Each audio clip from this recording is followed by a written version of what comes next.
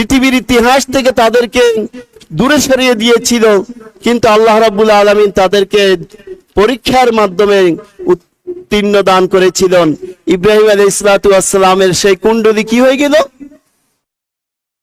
আর যেখানে আগুনের একটা গর্ত ছিল সেটা হয়ে গেছে কি একটা শান্তির একটা জায়গা।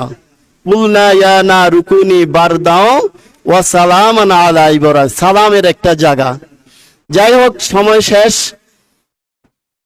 এভাবে নূহ আলাইহিস সালাতু ওয়াস সালামের কিস্তি, অসংখ্য ঘটনা, আমি আমার ছোট্ট পরিসরে প্রায় 30টা ঘটনা, 30টা নবী আলাইহিস ইসলামের ইতিহাস তুলে নিয়ে আসছিলাম, কিন্তু সময় স্বল্পতার কারণে হয় না, আমরা জানি।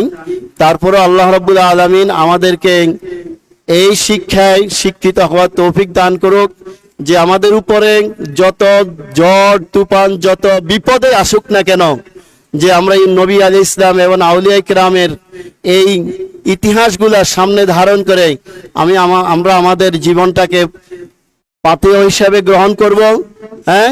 এবং আমাদের জন্য যে এই বিশাল অবস্থান সামনে রয়েছে সেটার জন্য আমরা আপ্রাণ চেষ্টা করব এবং নিজেদেরকে সেভাবে গড়ে তোলার চেষ্টা চালিয়ে যাব।